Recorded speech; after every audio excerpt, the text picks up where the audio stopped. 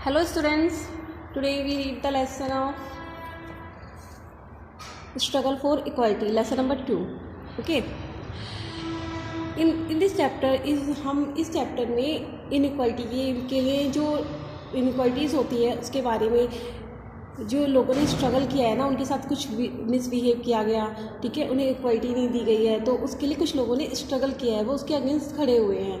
तो उसके लिए हम यहाँ पे इस लेसन में कुछ डिटेल में डिस्कस करेंगे, ठीक है।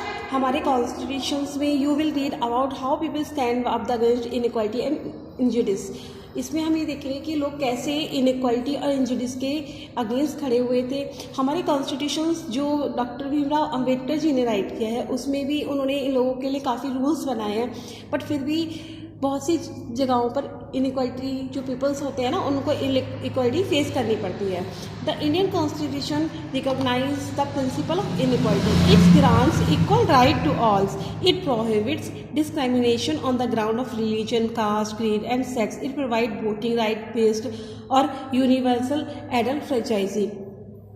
इसमें क्या होता है कि जो पीपल्स होते हैं उनको उनके कास्ट के, उनके रिलीजन्स के, उनके सेक्स के थ्रू कुछ इनक्वालिटी को फेस करना पड़ता है, ठीक है। और हमारे जो कॉन्स्टिट्यूशन में उसमें हमें वोट देने के लिए एक एज बना दी गई है, राइट्स दे दिए गए हैं कुछ, जिससे सभी पीपल्स क्या कर सकते हैं, वोट डाल सकते हैं। इनक्वालिटी जो हम फेस करते हैं वो प्रॉवर्टी की वजह से भी करते हैं। प्रॉवर्टी और लैक ऑफ रिसोर्सेज की वजह से भी कुछ लोगों को इनइक्वालिटी फेस करनी पड़ती है, ठीक है। बस बहुत से टाइम्स में आपने देखा होगा कि कुछ पीपल्स होते हैं वो कुछ बहुत गरीब होते हैं, ठीक है, तो उनको जो है वो अगर कहीं जाते हैं, लाइक जैसे हॉस्पिटल्स जाते हैं या किसी फैक्ट्री में काम करने जाते हैं तो उन्हें अच्छी पोस्ट नहीं मिल पाती है, कुछ उनकी कास्ट के अकॉर्डिंग भी बहुत सी जगहों पर क्या होता है, इनइक्वालिटी फेस करनी पड़ती है। नेक्स्ट हेडिंग है आपका इस लेसन में स्ट्रगल फॉर इनइक्वालिटी। इनइक्वालिटी के लिए भी क्या करना पड़ता है आपको, बहुत से लोगों को जो है उनको बहुत ज़्यादा स्ट्रगल करना पड़ता है ताकि उन्हें हम लोग या फिर जो लोग अदर कास्ट के हैं, अपर कास्ट के हैं, उनके बराबर इक्वालिटी मिल सके, उन्हें वो सभी चीज़ें प्रोवाइड कराई जा सके जो सभी के लिए इक्वल हो, ठीक है। Throughout the world we find individual और community who fought for equality for all. आपने देखा होगा वर्ल्ड में बहुत सारे ऐसे लोग हैं, जो कम्युनिटीज़ हैं जो इक्वालिटी के लिए जिन्होंने फाइट की है। These people are respect to their struggle for equality. वे पीपल्स रेस्पेक्टेड होते हैं किसके लिए, स्ट्रगल के लिए, इक्वालिटी के लिए जो स्ट्रगल हुआ है ना उसके लिए वो लोग रेस्पेक्टेड होते हैं। जैसे कि आपने देखा होगा, अभी आपको लास्ट लेसन में बताया था, for example we had Martin Luther, Rosa Parks वगैरह के बारे में हमने आपको बताया था। इन लोगों ने क्या किया था, सिविल राइट मूवमेंट्स के लिए, सिविल राइट्स मूवमेंट्स थे ना, उनके लिए फाइटिंग की थी। ये जो थे इन्होंने who become famous for the struggle against the whitest in the form of civil right movement we have read in our first chapter. आपने फर्स्ट चैप्टर में पढ़ा था इनके बारे में। इन्होंने क्या किया था,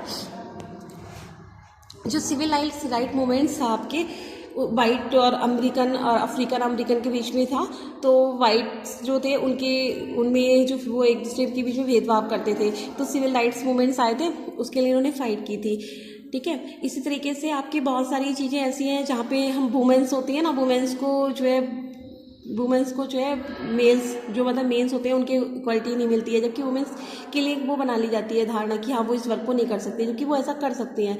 कुछ पीपल्स ऐसे होते हैं जैसे ट्राइबल्स हो गए, फिशरमैन हो गए, एग्रीकल्चर लेबर टाइप्स के लोग होते हैं, उनको भी स्ट्रगल करना पड़ा है इक्वालिटी के लिए, ठीक है। जैसे आपकी बुक्स में है, this gave rise to the women's movement, कुछ वुमेन्स मूवमेंट्स भी आए हैं। Similarly there have the movements among the other downtrodden section of the society like the tribals, fisherman, agriculture labour, slums dwellers etcetera. Each group of struggling for the some basic rights. इन सब लोगों ने क्या किया, अपने basic rights के लिए क्या फाइट की है, स्ट्रगलिंग की है, okay.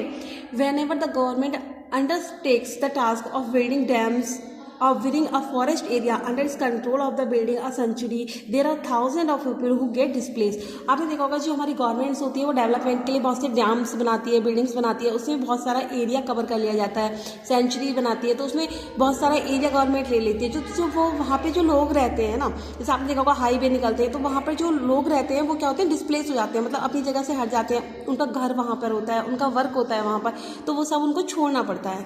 In making such project a success, thousands of villages are cleared out of the people are forced to shift somewhere else with promised by the government is rehabilitate them.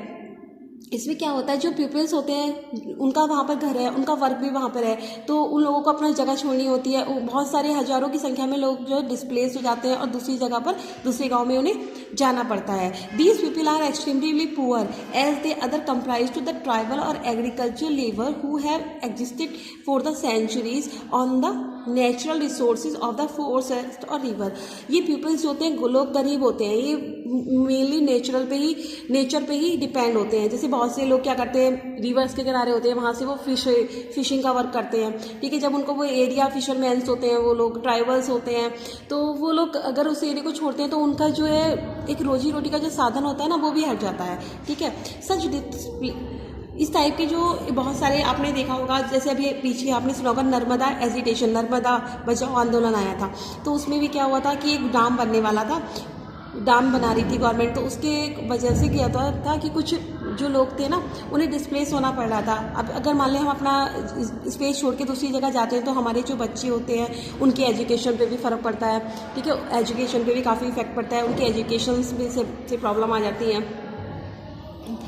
Such replacement breaks havoc in the life these villagers as they are forced to live in the area unknown them. There means the livelihoods and their children's educated suffer. तो उनसे क्या हुआ, जब वो villagers अपना place छोड़कर दूसरी जगह शिफ्ट हुए, तो उनकी जो एजुकेशन थी ना, उनके स्टूडेंट्स की जो एजुकेशन थी उस पर भी इफेक्ट पड़ा।